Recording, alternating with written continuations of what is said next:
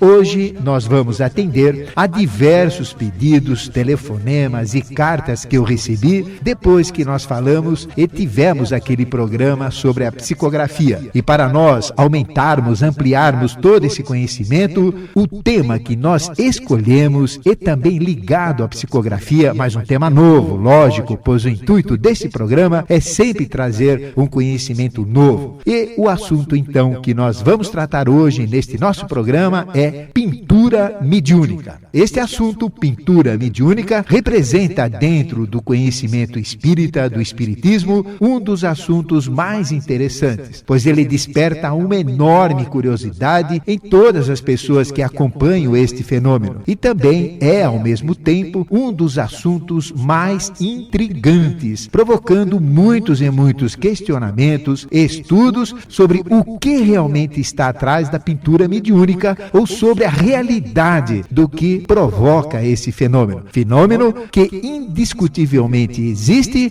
mas um fenômeno sempre mal entendido, pois ocorrem na sua interpretação os achismos, aquelas pessoas que tiram conclusões próprias com conclusões pessoais. E também ocorre muita aceitação cega de conceitos firmes, de conceitos consolidados ao longo do tempo dentro da doutrina espírita, de que a pintura mediúnica é provocada quase sempre ou sempre por espíritos de pessoas já falecidas, por desencarnados, e ainda por desencarnados que na vida pintaram quadros, obras-primas, obras de arte, e desencarnados que ainda também se tornaram famosos, como Van Gogh, Monet, Velázquez, Matisse, Bosch, Albrecht Dürer e de tantos dezenas e dezenas de outros nomes famosos. Na pintura mediúnica, os médiuns em transe pintam com os dedos dos pés, com os dedos das mãos, na maioria das vezes sem olhar para aquilo que estão fazendo, e também em pouco tempo, em apenas de 5 a 10 minutos, obras que se assemelham às obras de pintores famosos, que lembram também estilos de pintura, que lembram tendências, temas, obras, e muitas vezes, ou na maior parte das vezes, toscas, rudes e grosseiras, que exigem até esforços de imaginação e uma conclusão até tendenciosa sobre a referência para se achar o autor espiritual que executou aquela pintura mediúnica. Dentro dos conhecimentos que caracterizam a origem, a real, a verdadeira obra de arte, que caracterizam a certeza de que uma determinada obra de pintura foi realmente pintada por um certo pintor através de perícias técnicas, por profissionais experientes que verificam detalhes básicos, detalhes fundamentais, como por exemplo, pela técnica de uso do pincel, da espátula, da mistura das cores, da ambiência do quadro, dos traçados, da cobertura e uma série de outros detalhes técnicos. Não existe certeza alguma e também nenhuma comprovação técnica de que qualquer pintura mediúnica foi realizada por qualquer pintor desencarnado. Isto ocorre por diversos e diversos motivos, mas os mais importantes são estes. Primeiro, ocorre devido à pintura ser feita em poucos minutos, insuficientes para se imprimir nas obras mediúnicas a marca, aquilo que caracteriza o pintor, aquela marca permanente do autor através de sua técnica e de sua capacidade artística, como a marca que está nos quadros de sua autoria, que levaram várias horas e até vários dias e vários meses para serem pintadas. A assinatura do quadro na pintura mediúnica é também grosseira, como a pintura em si, e não garante o autor, não garante a autoria. Segundo motivo importante, ele ocorre pelo fato da pintura ser feita na maioria das vezes com os dedos, com as mãos, com os pés, e não com pincéis, espátulas ou outros meios usados normalmente pelo autor, não permitindo assim imprimir a marca até técnica, o estilo real do pintor. E terceiro motivo importante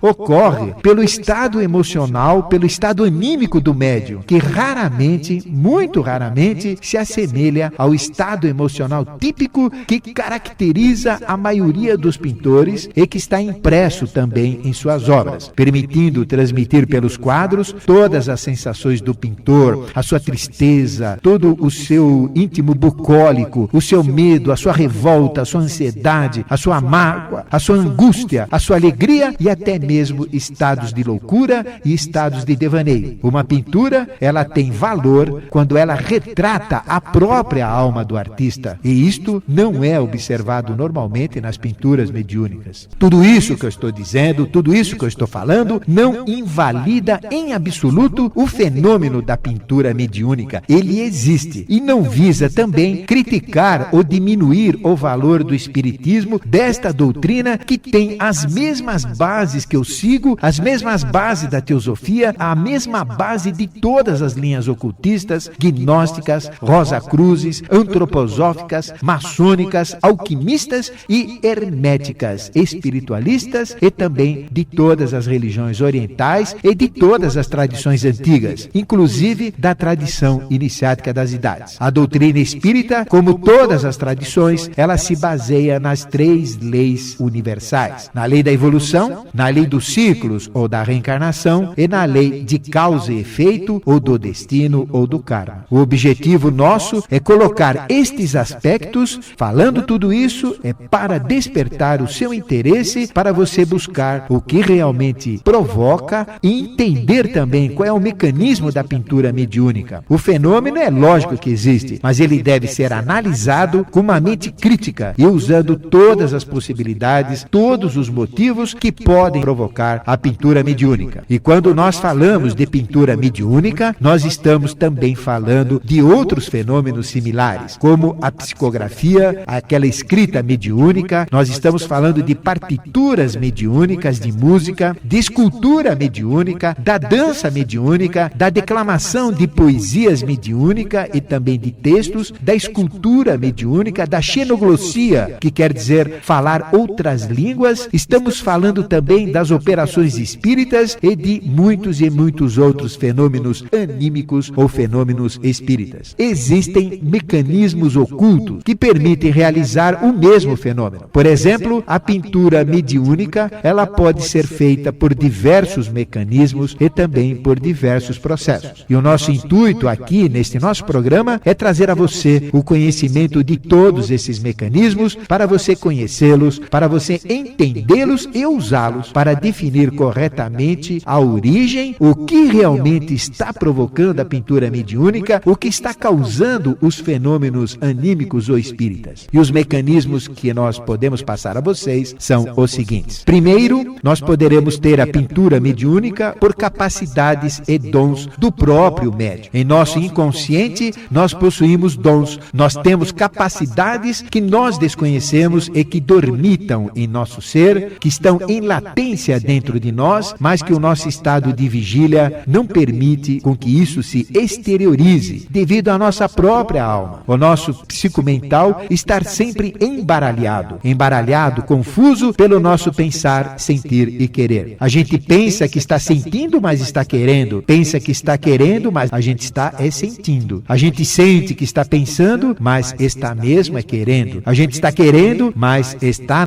pensando. A gente quer sentir, acaba pensando. Quer pensar, acaba sentindo. É uma confusão, é uma atrapalhada dentro do nosso ser, é uma atrapalhada contínua entre o pensar, o sentir e o querer. E esta confusão encobre, encoberta, atrapalha e não permite com que a gente veja e sinta as nossas capacidades psíquicas e os nossos dons interiores. Mas, quando nós serenamos o nosso estado de ser, por um transe, por auto-hipnose, por auto-hipnotismo, por autossugestão, cessa este embaralhamento do pensar, do sentir e do querer, e do recôndito, do íntimo, do nosso inconsciente, do subconsciente, emergem todas as nossas capacidades anímicas, trazendo à tona do consciente conhecimentos, dons e coisas que nós possuímos registradas em nós, desta vida e também de vidas passadas. coisas, conhecimentos que permitem entrar neste estado diferenciado de ser e executar fenômenos conhecidos como pinturas mediúnicas e tudo mais que eu falei. E ninguém mesmo sabe o que tem em seu inconsciente, nos arquivos emocionais do hipocampo no cérebro. O hipocampo é o nosso arquivo emocional. Mas, neste estado de autossugestão, de autoencantamento, de auto-hipnose, de auto-hipnotismo, nós nos tornamos sensitivos e passamos a perceber vibrações mínimas e também a exteriorizar as nossas capacidades, os nossos dons anímicos, mesmo que neste estado de vigília não se mostrem ou a gente não perceba ou sequer nós suspeitemos ter estas capacidades em nós. E aqui se enquadram a maioria das pinturas mediúnicas, a maioria dos fenômenos anímicos ou de alma, de execução pelas capacidades intrínsecas anímicas ou do próprio médium e erroneamente, muito erroneamente, atribuídas a desencarnados. Neste mecanismo, a mediunidade pode ser provocada, como nós explicamos, ou ocorrer de forma espontânea, como espécies de flashes, lampejos que surgem sem mais nem menos durante o dia, ou então nos processos de sono e de sonho, onde ocorrem as verdadeiras, as reais pinturas mediúnicas, onde o pintor pinta, realiza sua obra com vivências reais no plano astral e no plano mental. E depois, saindo do estado de sono, ele traz estas lembranças e acaba passando-as para obras-primas, como por exemplo o pintor Paul Klee, como também outros de outras linhas, escritores, músicos, artistas, poetas, filósofos e inventores também. Mas eles realizam estas obras quando eles estão vivos. Eles vão se inspirar, vão buscar e realizam no plano astral ou no plano mental e transportam depois para o plano físico. Esta é uma mediunidade real e muito comum para as pessoas que adquirem fama, conhecimento e que fazem verdadeiras obras de arte.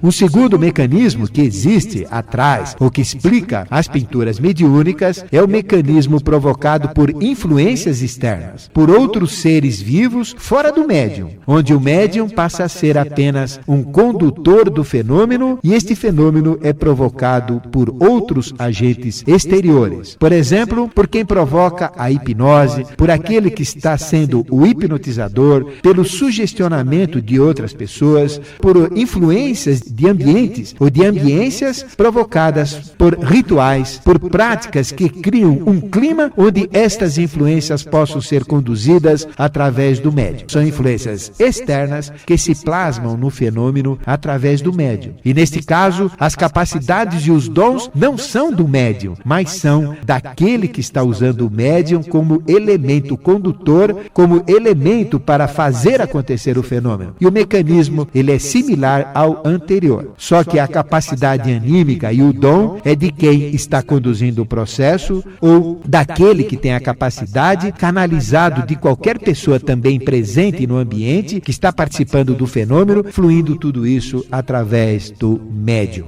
O terceiro mecanismo que explica todo o processo de pintura mediúnica é o mecanismo muito fantástico, realmente um mecanismo incrível, que é aquele provocado por entidades não humanas e por habitantes típicos do incrível, do vastíssimo mundo astral. Neste caso, o médium age apenas como um captador, como um canalizador de influências externas não mais humanas, mas provocadas em sua maioria por entidades e por elementais da natureza, conhecidos como gnomos, ondinas, salamandras e silfos, sempre com um comando angélico, com anjos do bem ou então com anjos do mal, e que provocam os mais variados fenômenos de movimentação de objetos, de precipitação de materiais, de levitação e da maioria dos fenômenos típicos espíritas e de todos os fenômenos conhecidos como poltergeists ou de espíritos brincalhões.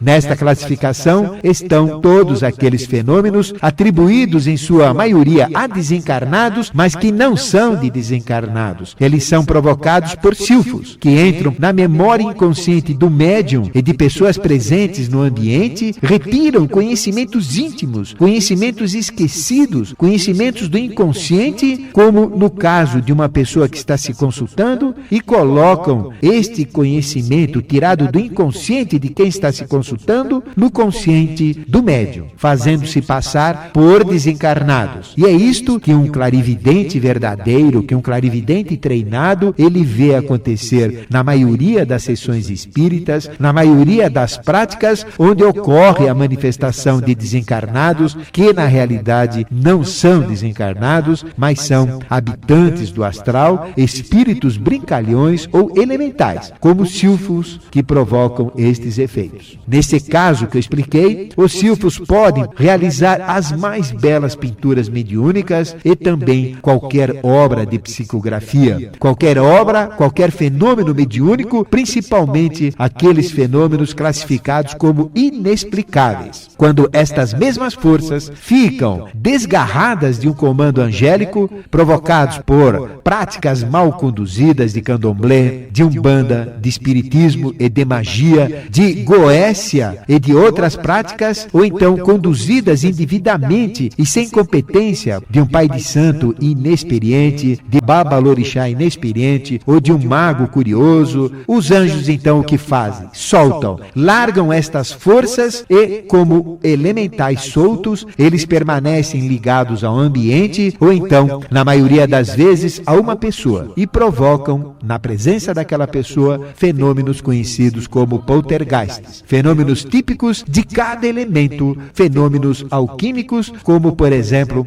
a precipitação e a movimentação de objetos pelos gnomos. O surgimento de ectoplasma é uma matéria que é retirada do próprio corpo dos presentes, do corpo vital, do corpo etérico, ou então do plasma, que ela se densifica e o próprio elemental começa a formar, a dar formas, a plasmar, por isso que chama ectoplasma. Ele plasma formas no espaço, são formas assim frias, gélidas e que depois elas se desvanecem, desaparecem no ar, formando então aquilo que se chama de precipitação, o surgimento de fantasmas. Existem também os fenômenos de água em ambientes fechados pelas ondinas, fenômenos de fogo e de combustão espontânea de objetos pelas salamandras, ventanias e levitação em ambientes fechados provocados pelos sílfos. E aqui, nesta classificação, se enquadram todas as pinturas mediúnicas de aparecimento espontâneo em telas, paredes, tapetes e precipitadas fisicamente em qualquer superfície, surgindo do nada. Um fenômeno inexplicável, mas entendível quando nós conhecemos as forças angélicas e todo esse mecanismo oculto. E o quarto mecanismo, que é aquele que pode provocar a pintura mediúnica, é aquele desencadeado por desencarnados, provocando pinturas mediúnicas e outros fenômenos equivalentes ao que eu falei. Porém, fenômenos muito menos significativos, muito menos importantes, mas por outro lado, raríssimos de acontecerem, pois requerem a criação no mundo físico de ambiências astrais fortíssimas e também o conhecimento das leis do astral por partes do desencarnados antes dele morrer. Podemos estimar que a cada 100 pinturas mediúnicas, que a cada 100 manifestações atribuídas a desencarnados, 70 são de origem anímica do próprio médium e de participantes humanos no fenômeno, 25% ou mais até são de entidades típicas do mundo astral, como por exemplo os elementais, gnomos, ondinas, salamandras e sílfos, e 5%, só 5%, ou ainda menos de 5%, são de origem ou envolvem desencarnados. Se você estudar estes fenômenos, se você realmente pesquisar o mundo astral e partir para o autoconhecimento sem medos e principalmente sem preconceito de qualquer espécie, pois preconceito é ignorância, preconceito é erro, é pré-conceito, não é conceito. E conceito é verdade, conceito é conhecimento, conceito é consciência. Você não pode ter nunca preconceito. E se você, com uma mente crítica, com o espírito de pesquisa, você estudar o mundo astral, você comprovará tudo o que eu estou falando, e eu repito novamente, tudo o que eu falei não invalida, não diminui o enorme valor do Espiritismo, pelo contrário, vai fortalecê-lo por trazer uma maior consciência sobre todas essas verdades, sobre todos os fenômenos reais espíritas e permitir que o Livro dos Espíritos, escrito há muito tempo atrás, que é a base da doutrina escrita, pois o Livro dos Espíritos foi escrito em 1857 por Hipólito Léon, ou do francês Hippolyte Léon Denisard Rivail, o francês que adotou em sua missão o pseudônimo de Allan Kardec, a missão de espalhar o Espiritismo pelo mundo. Esta doutrina fantástica e maravilhosa. Querido e querido ouvinte, veja então quantos questionamentos podem ser esclarecidos, podem ser explicados com o que nós colocamos e que vamos também, no nosso programa, passar para vocês. Hoje nós vamos fazer este programa com base em perguntas que nós recebemos por carta e por tudo mais, e vamos procurar esclarecer todas essas principais perguntas que eu escolhi durante essa pesquisa nestas cartas que eu recebi. Nós falamos sobre os mecanismos que existem atrás e que explicam a própria pintura mediúnica. E examine o caso de Van Gogh. Existem muitas pinturas mediúnicas, eu já vi umas 5 ou 6 que foram pintadas na minha frente, e eu estava observando o que estava ocorrendo naquelas pinturas. E Van Gogh assinou aquelas pinturas, pelo menos em 2 casos. Aí eu fiquei observando, a gente viu que não tinha Van Gogh lá. Que tudo aquilo, como nós dissemos, existem 4 mecanismos. A pintura mediúnica pode ocorrer por forças intrínsecas do próprio médium, por capacidades superiores que ele tem em latência e que afloram do subconsciente, permitindo esta produção. E também por inspirações espirituais, mas do espírito do médium. Ou seja, todos nós temos um templo, que é o nosso corpo, onde habita a nossa realidade, o nosso espírito, o nosso eu superior, o nosso Cristo interno. Médios que realizam obras fantásticas, obras incríveis de sua capacidade, não quer dizer que isto não vem ou não advém do mundo espiritual. Advém, mas da realidade dele, da essência espiritual dele, e não de um desencarnado externo. Mesmo os mais experimentados, eles têm dúvidas a este respeito. E eu falo, por exemplo, de Chico Xavier, do maior médium, a gente pode dizer o maior médium brasileiro, dentro do espiritismo, da linha espírita. E o próprio Chico Xavier tem dúvidas se aquilo que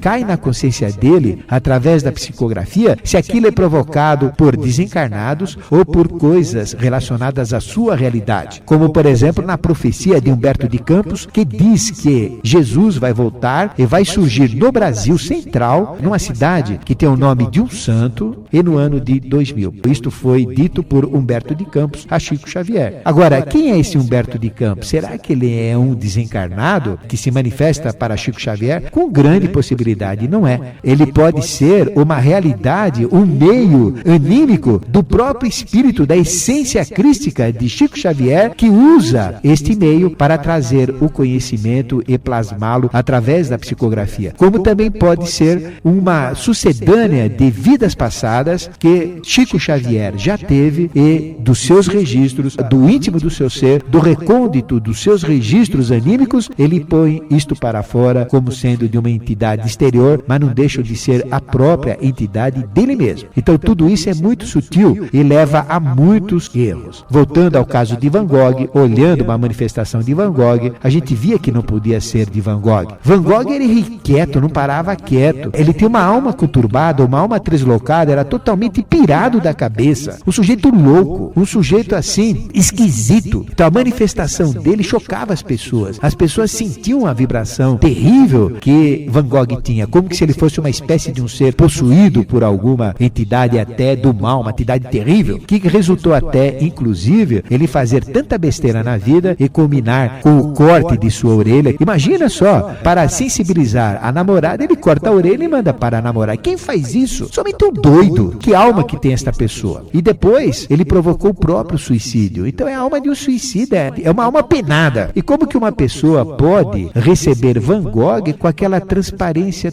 com aquele ar sublime, aquela tranquilidade? Isso não é real. Pois no astral semelhante atrai semelhante. É uma lei inexorável. Ninguém muda esta lei. É uma realidade. Se uma manifestação fosse realmente de Van Gogh, a pessoa ficaria deslocada. Ela incorporaria uma alma desgraçada para pintar. Uma alma revoltada, com aqueles traços violentos violentos, aquela maneira dele. Não existe fenômeno? Lógico que existe o fenômeno, mas não é de um Van Gogh desencarnado, é de uma sensibilidade maior desta pessoa, dentro talvez da sua própria realidade, porque uma vez ela viu um quadro de Van Gogh e simplesmente por ter visto uma vez só, aquilo fica gravado dentro de nós. Tudo que nós vemos, tudo que nós sentimos, tudo que a gente capta do mundo fica registrado dentro de nós, 100%. Nós temos um registro chamado registro do ponto Bindu, do ponto Vindu, que é conhecido como registro acástico, de uma maneira mais popular. Neste registro fica toda a nossa vivência, tudo que a gente ouviu, tudo que a gente viu, tudo que a gente sentiu, é o nosso registro de alma. E nesse registro pode aflorar do inconsciente deste registro para o consciente do médium, no estado diferenciado de ser, provocado por autossugestão, por hipnose ou por outros mecanismos, e fazer então aquela pintura de Van Gogh. Eu não digo que não existe o fenômeno, lógico que existe o fenômeno. O que eu estou tentando explicar é a origem do fenômeno, que não é do desencarnado, mas sim dele mesmo. Existem fenômenos de desencarnados, mas são raríssimos de acontecerem e são fenômenos assim considerados como especiais devido à sua raridade. Agora, dentro dos conhecimentos ocultistas, as verdadeiras obras mediúnicas são aquelas obras que a pessoa faz quando ela está viva, ou seja, ela entra em contato através do mundo dos sonhos no plano astral, ou então no mundo das ideias, que é o plano mental, e daquele mundo ela traz para a sua realidade conhecimentos maiores, obras espetaculares, e faz então, enquanto está vivo, a sua obra mediúnica. Nós podemos, pela mediunidade, entrar em estados, em outros estados de consciência, e daqueles estados de consciência puxar criatividade, trazer inventos para a nossa realidade, trazer pinturas para a nossa realidade, trazer escritos, partitura de música, trazer conhecimentos fantásticos, escrever livros, escrever poesias, fazer qualquer coisa. Mas, enquanto nós estamos vivos, em um processo de alma para o mundo astral, ou de condições psíquicas, de psicomental, de mente para o mundo mental. Paul Klee, todo o quadro famoso deste pintor abstrato, Paul Klee, ele conseguia, através de ver estes quadros antes no astral e depois, pela lembrança, ele pintava fisicamente estes quadros. O quadro que Paul Klee inventava da cabeça dele era um fracasso, ninguém gostava. O quadro que ele trazia como lembrança de sonhos sempre foi um sucesso e criou o grande Paul Klee. Tudo isto está ligado a esta conexão de alma com os mundos psíquicos, os mundos suprassensíveis. E existem também fenômenos que são diferentes, como muitas perguntas que eu recebi. Fenômenos como, por exemplo, pinturas mediúnicas espontâneas que se precipitam fisicamente vindo do nada. De repente, aparece uma pintura numa parede, aparece uma pintura num quadro branco, aparece um desenho num papel branco sobre uma mesa. De onde vem isso? Aí não é desencarnado também. Isto ocorre pelo fenômeno que nós chamamos de elementais. E atrás disso existe um anjo. O anjo pode fazer qualquer coisa, pois o anjo, as hierarquias angélicas, construíram tudo. Tudo que existe no reino mineral, tudo que existe no reino vegetal, tudo o que existe no reino animal e tudo que existe no homem, no próprio homem. Toda a criação é produto dos anjos, porque anjos nada mais são do que inteligências criadoras, do que consciências criadoras que usam